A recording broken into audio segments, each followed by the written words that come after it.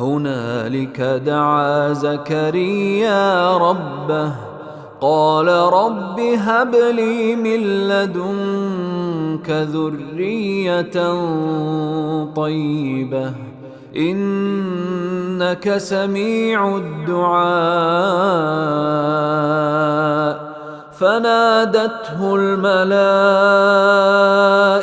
وهو قائم